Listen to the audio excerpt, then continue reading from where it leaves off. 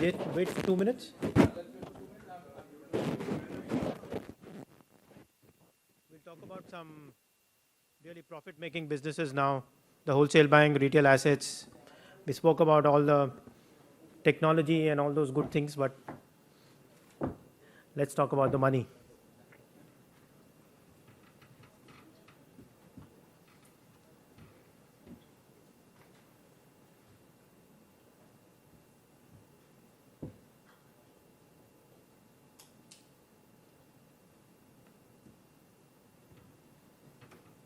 Okay, let's start.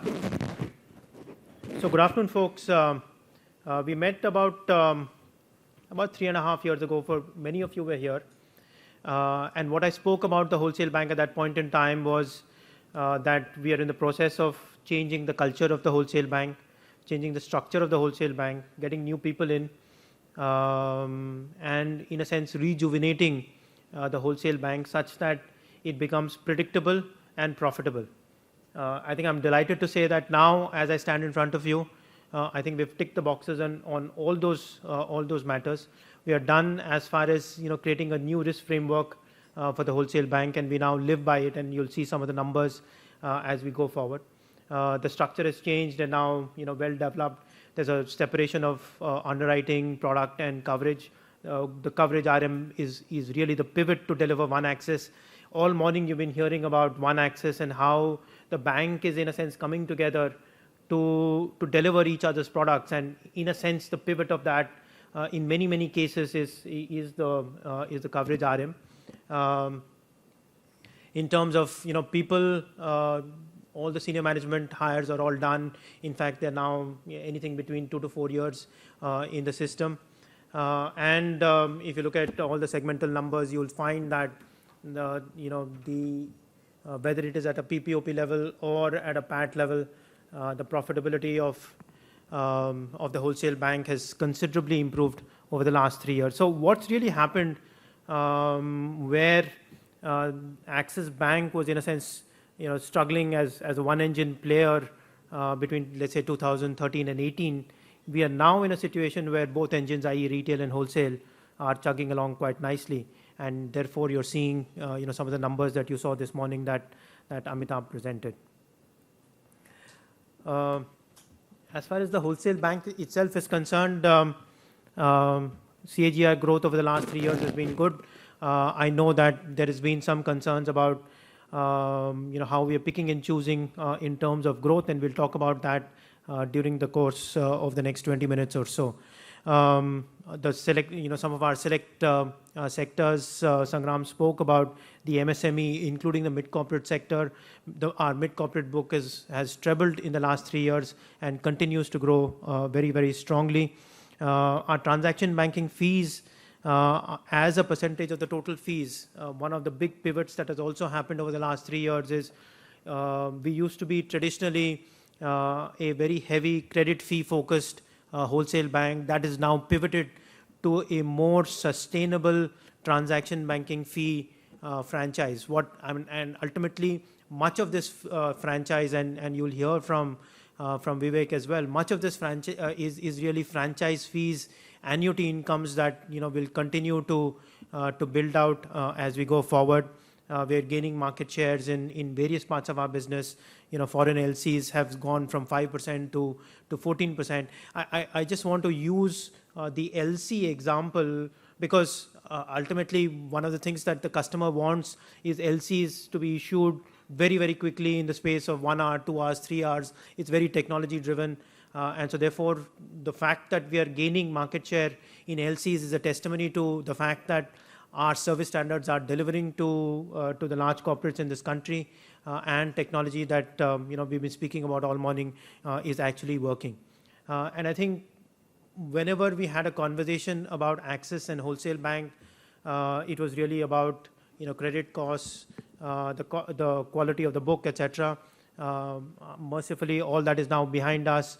Legacy issues have been taken care of, have been provided for, and what you're now seeing is that at a wholesale bank level, net NPA numbers are at 0.52%. PCR is at 88%. and we've seen a 700 basis points improvement over the last 3 years in terms of the quality of the book as well. So I think whether you look at it from a growth perspective, profitability, or sustainability, I think you're now seeing a wholesale bank that's ticking the boxes. So I think most of the hard work in terms of cleaning up the franchise is all done now. I think it's really the mindset. Amitabh spoke about that this morning. Is really being able to be the banker of choice for corporate India. I think one of the good things that's happening in corporate India is that corporate banking is getting consolidated. There are 4, 5, 5 at best 6 banks who have the balance sheet, who have the risk appetite to be able to fund corporate India, who have the capability from a technology perspective to serve corporate India, and we are certainly one of them. We get a look in on every transaction that is there. We may pick and choose transactions at various points in time, but I think I can assure you that if there is a transaction that is happening in any corporate in India, Axis would know about it. So it's a strong relationship franchise built really over the last many years, and we've now moved away from a more asset-focused business to a relationship orientation. We've strengthened our transaction banking proposition with many industry firsts. It's an integrated one Axis solution that we are now delivering, and I'll give you a couple of examples of how that's being delivered. We're serving the customer across the capital structure, and this is very important in terms of the way we are thinking about our business as we go out to build a profitable corporate bank. I think it's important for us to sort of pick and choose. We are optimizing for NIMs on one side, growth on the other, and the relationship that we have. We can't refuse all transactions with a particular customer, or we can't refuse all trade transactions. But at the same time, we've got to deliver on improvements on NIM. And that's really the balance that we're trying to get at any point in time. The focus really is to ensure that we are serving the customer across the capital structure, and we'll speak about that as we go forward as well. And finally, Vivek is here. He will talk about Project Neo, which is really the project that we have as we are well on our way to becoming the digital corporate bank of choice for corporate India. If you look at the book itself very quickly, the quality of the book has steadily improved over the last 5 years in terms of the mix. 89% is A and better. If you look at incremental as well, 89% is A minus and better. I do expect this 89% to come off a little bit as the mid-corporate book continues to grow. It's now becoming a more and more meaningful size of the corporate bank. And much of the book that we're building in the mid-corporate space would be A or triple B. And that triple B we are quite comfortable with because it's granular, diversified across sectors, across regions. And so therefore that is something that we are happy to put on. We will continue to monitor that portfolio, but do expect that this 89% will come off a little bit as we go forward. And we spoke about the fact that transaction banking fees has now become a critical component, and that big focus on lumpy credit fees is now well and truly behind us. Everybody spoke about the fact that we are now delivering one Axis. So the way that we are structured in the corporate bank is we have a segmental approach that helps us, for our segment head or a relationship manager in each of these segments. He lives and dies by that particular segment, ensures that we are thinking about the companies within that segment. What are their specific requirements? Sangram spoke about that as you think about the MSME plus mid-corporate, the fact that we've segmented that gives us the opportunity to think about each of those segments very, very differently and create products and solutions accordingly. It's very similar on the large corporate side as well. and the segment head and the RMs within that are expected to deliver one access, products and services across the retail and corporate bank, as also within the group. I mean, whether it is investments in mutual funds or the mutual fund itself is looking to invest in one of these entities, access finance for some of the stuff that we are not able to do within the bank, A-Trades, and of course, Access Capital is a key partner for us as we go up the hierarchy as we deal with corporates. We have strengthened our proposition on the transaction banking side. We're gaining market share right across. We've scaled up products and services. We've invested in talent. We've invested in technology. The service architecture is dramatically improved. And I think it is really because of these 3-4 things that we've done that we are showing up very, very strongly on the Greenwich surveys. The Greenwich surveys are surveys that Greenwich does where they talk to the top 250, 300 corporates in the country, and they have a whole questionnaire. Among the many questions they ask is, who is your primary banker? Who's your primary transaction banker? Who do you think that you want to do business? Who do you think you don't want to do business with, etc., etc. And it's really for the first time ever that Axis Bank is showing up as either number 1 or number 2 on these surveys. We were number 1 in many of our segments. We were number 1 overall last year. We are number 1 in many of our segments in the current year, and hopefully we'll continue to build out on that as we go forward. Much leadership in terms of what we are doing. We have a strong structuring team sitting in our treasury and global markets businesses. We have a strong team of sales teams there who are bringing these new products and solutions to clients and being reflected in market share gains across the spectrum of products here. Quick one on the way that solutions are working. The government business, this is primarily a liability business. Today, for example, 83 lakh crores is what goes from the Consolidated Fund of India all the way down. What we are seeing through the Axis Bank pipes is approximately 10 lakh crores of that money, and obviously that converts into balances for us. As far as balances are concerned, over the last 3 years, we've gained market share of approximately about 300 basis points from about 19% to 22% today. So we are a dominant player in the government business, and this number is only going to go up as the Honorable Finance Minister has opened up multiple avenues. It's effectively a level playing field. For example, defense used to be closed to private sector banks. That's been opened up about a year ago, and we believe that there are multiple levers now for us to continue to build out on the relationships that already exist and the technology solutions that we are able to provide to the government. We engage the government at the central government level, at the state government levels, the local bodies, municipal entities, right across the entire gamut, all the way from, like I said, the Consolidated Fund of India to the districts and blocks. So in a sense, we are chasing that money as it goes from the central government to the end beneficiaries, depending upon which schemes, etc.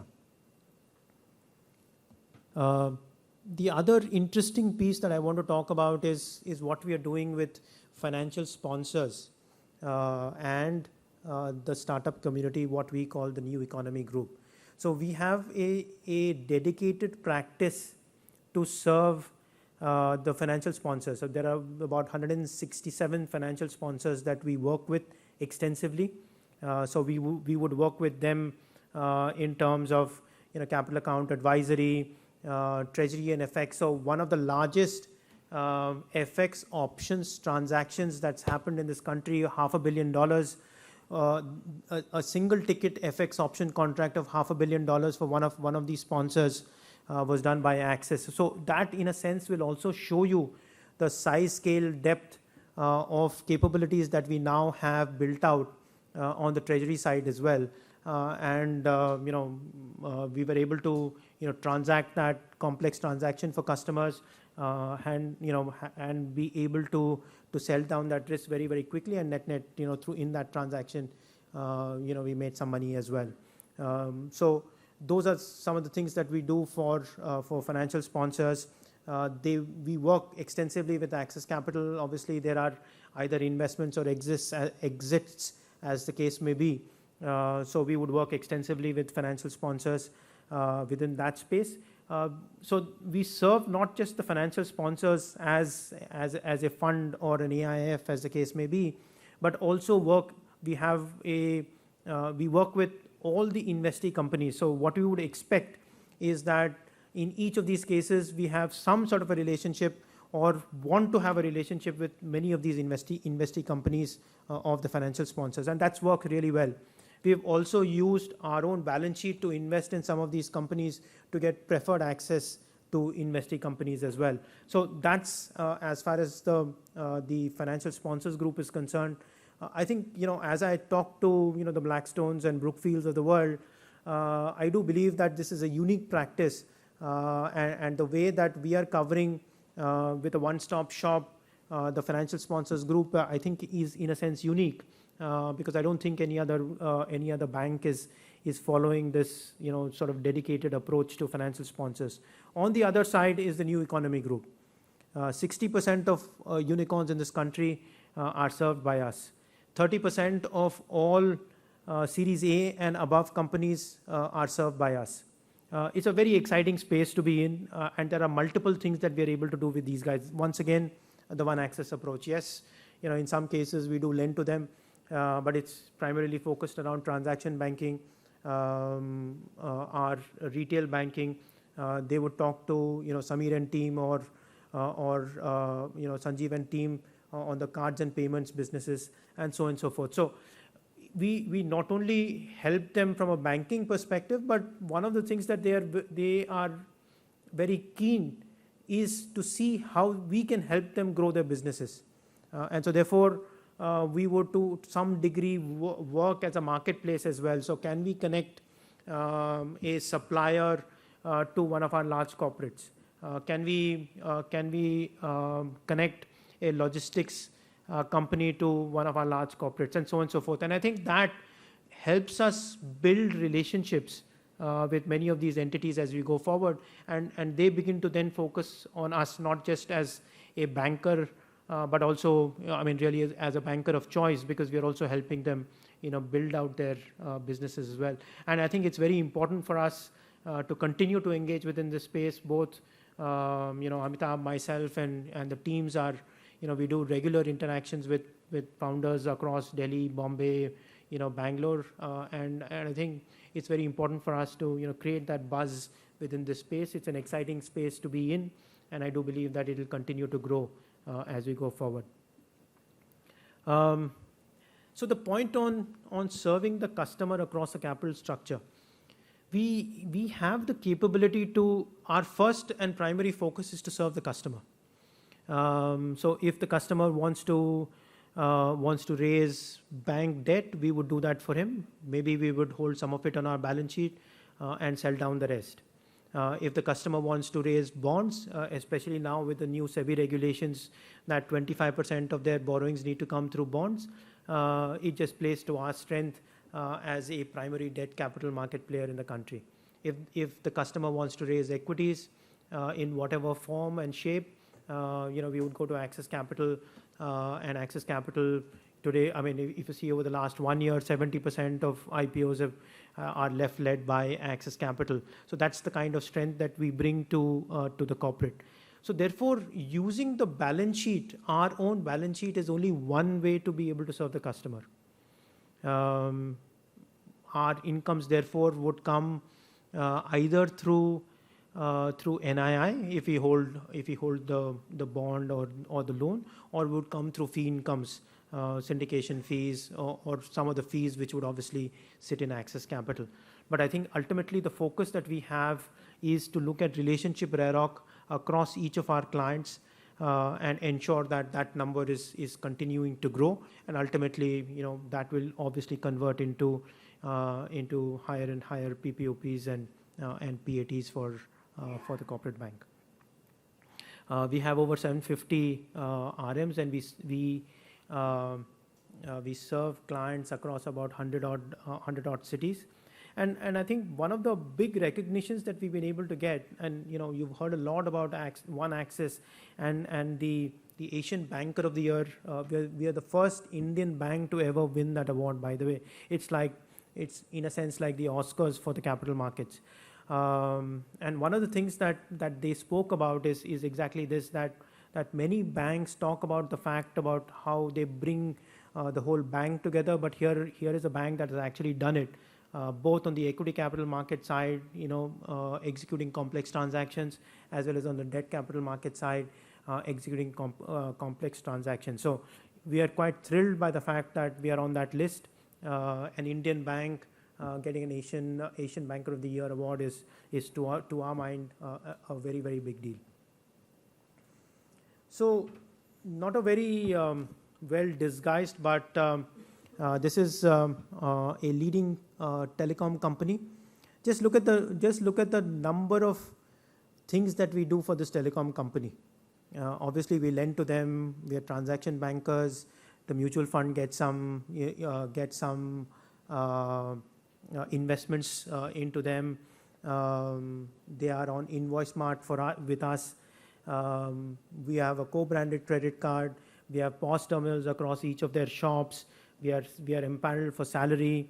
We do prepaid and commercial cards with them. We have arranged 70% of their bonds.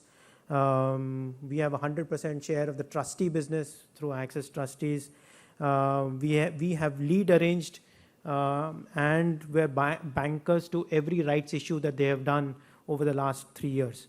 So you can see that the gamut of products and services that we are now providing to clients is getting wider and wider. And obviously that will convert into higher fees, higher incomes right across. And it is really this approach that we have. Obviously, we've had some great successes, but sort of, are we done? But I think the template is now very clear and easily understood by the relationship RMs. So therefore, when they are sitting in front of clients, it's no longer about, sir, please give me the salary mandate, or can we bid for your 1,000 crore loan? The conversations are getting much wider. So whether it is some of these transactions, whether it is through our treasury side, the conversations are certainly getting much deeper and wider. Project Neo. I don't want to say too much. We've got a full 15 minutes with Vivek. So let me just pass on that. So net, we've strengthened our capabilities across people, products, and processes, where thereby significantly transforming the wholesale bank. We're driving sustainable relationship RAROC by the One Axis approach that we just spoke about. And we've made strong progress towards building out a best-in-class digital corporate bank that Vivek will talk to you immediately after this. So thank you, ladies and gentlemen.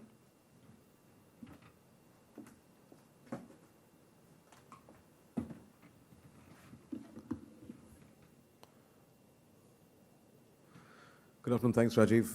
In the interest of time, I'll make quick progress here. So look, Project Neo, I think it's an expression for us wanting to be the leading digital wholesale bank in the country, the most well-respected transaction banking proposition, the transaction banker of choice. I think there's enough said about fees and cross-sell and the various market shares around payments that actually we are succeeding in. So look, that's the ethos. I mean, we got started on this journey about 12, 15 months back. There's a significant investment that the bank has made.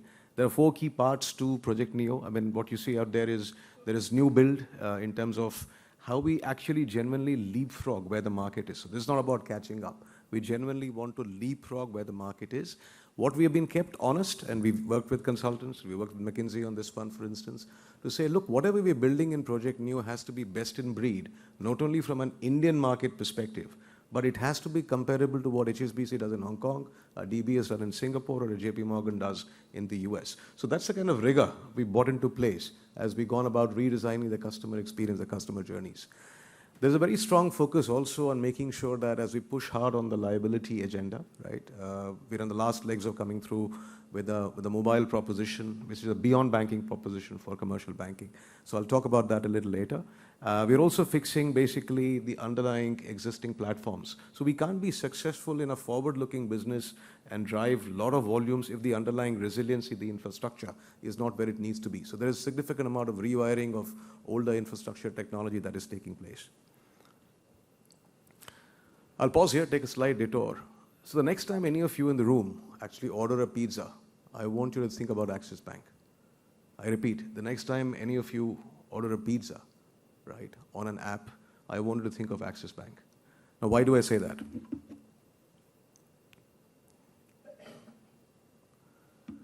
Look, I think it's not about the money will be debited from your Axis Bank account. I hope all of you have an account with Axis. But most importantly, as we always see in our laptops Intel inside, right? Essentially behind the consumer app through which you order a pizza, right? It's Axis and the Axis technology and the infrastructure that is actually making it happen for you. What we've done is we've actually rebuilt the engagement layer with this particular company, which is what you see out there as the third example. Least number of clicks to get your order through. There are no hops. Actually, all the transaction, the ordering is done on the app itself. You don't go to a different bank platform and settle the underlying transaction. Should there be basically a need for you to cancel, the refunds come much faster. The resiliency is high quality. And look, it's very important for us to recognize if we have to be delivering what will success, future-looking success in wholesale banking look like, that is a good example. So Project Neo, we want to be India's leading digital wholesale bank, right? The most respected transaction bank. It's solutions like these, technology-driven, living in the customer's world, that will take us there. So again, that's a bit of a detour. Out there, a few examples of where we're actually winning at scale. So the last 12, 15 months, we've also delivered a lot of stuff. As Rajiv Amitabh consistently push us, show me the money, this is where actually the money is, right? So these are large clients who are actually partaking of our propositions and capabilities coming on the back of Project Neo. The first is a good example. This is a very well-known company. A lot of us grew as children listening to this very famous jingle. But in the simple sense, this is a company which has always been doing traditional banking, checks. And to allow this company, to help this company move from doing check-based banking to API-driven banking, is that what has been possible out of what we have delivered our Project Neo, right? And the simple answer is the chief decision maker in the company wanted complete control over their finances, complete visibility, did not want any hands to touch the underlying payments that went through, right? And the Axis API is pretty much what the proposition, right? He liked very much. And essentially, this is a new win for us. Again, I repeat, this is us gaining share of wallet, new business, incremental business on the back of what's been delivered. The last example, the German MNC, is one I'll kind of spend some time on. You heard me earlier talk about the Connect and Grow business, where I spoke about supply chain finance. Look, this is a storied German multinational, right? This has a house MNC bank. And here we are talking about a proposition on the supply chain side with a fintech as an access proposition with APIs and what have you, right? Not only outbidding their existing house bank, but going through 3 or 4 layers of the client organization, the India layer, the InfoSec, the regional decision-making, and the global headquarters. So again, the reason I want to mention this is not only are we winning at scale, but we are winning with clients where traditionally the business has been dominated, right, by multinational banks. And strong technology focus, strong multi-level selling, but a very significant and deep entrenchment into the business. So look, I think in the next few slides, I just want to unpack Project Neo for you. It's more around saying what have we delivered, why is that differentiated, why are we confident that it'll allow us to win, right? We do have a very strong product market fit. That gives us a lot of hope. And again, the important thing is to say, it's not about what lies above the iceberg. So this is an iceberg, right? I mean, the normal traditional asks of what the client needs are up there. We are trying in Axis, working with the coverage teams, working with our stakeholders, and of course the product group, to make sure we help the client understand what the client doesn't see yet as an unmet, unarticulated need, right? Unmet, unarticulated. I spoke about the detergent company in the first example, right? Classic example of that. There's a second example in the earlier slide, which I can go back to, which is a mid-sized pharmaceutical company. This company was actually very pleasantly surprised that they could actually think around integrating their procurement and their financial supply chain together on the back of the trade APIs that Axis has built. They hadn't thought about it till somebody brought it to their attention. And now actually we have gone about with their open account business on imports, and they're now integrating with us on the letter of credit side of the business. So it's about not doing the obvious, it's going above and beyond and leapfrogging the market.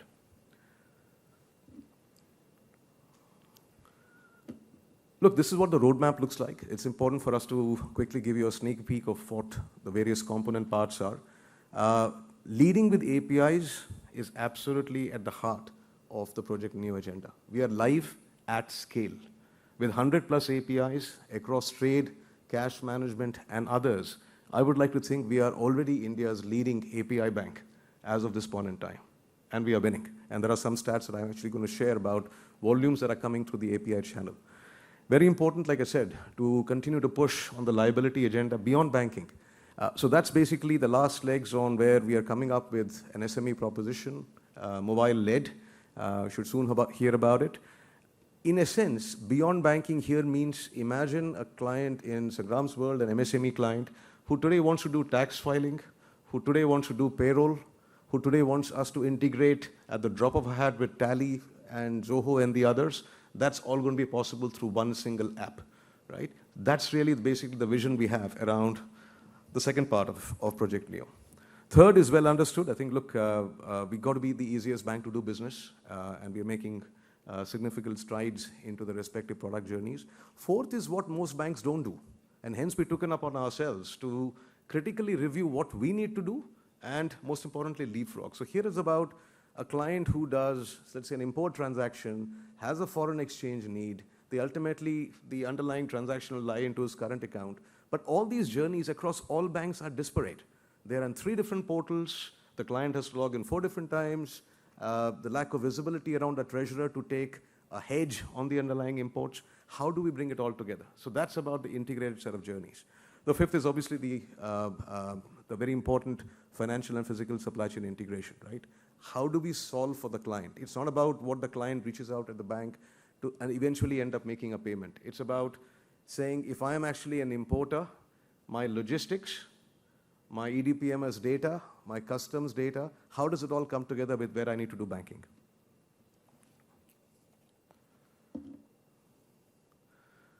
This is a bit of a quick sneak peek into our thought process, right?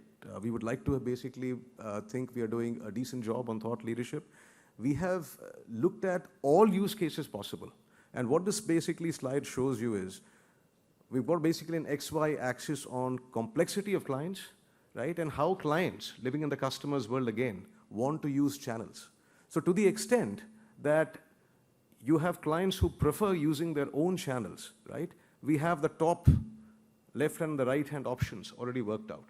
Most banks today, if I can say, not only in India but globally, are actually in the bottom right hand corner, which is pretty much where the digital portal is, right? Where we want to be is actually crowd all 4, and with a specific emphasis on actually the top right-hand corner, which is we want to own the space in the client's ERP. Today in India, 70% of the ERPs for clients, for wholesale banking clients, is actually an SAP ERP, and then you have Oracle and the others. We want to be the one pipe that connects to all these ERPs, because if we can get there, we can actually solve for the clients in myriad of ways the client itself hasn't thought about. Look, the proof is in the numbers, so it's important for us to share what the API channel has delivered for us for the last 12 months. Good success. We are actually winning more. We are winning across a breadth of clients. We're winning across a breadth of product APIs. So a good story, and we remain confident as we see the traction building month on month.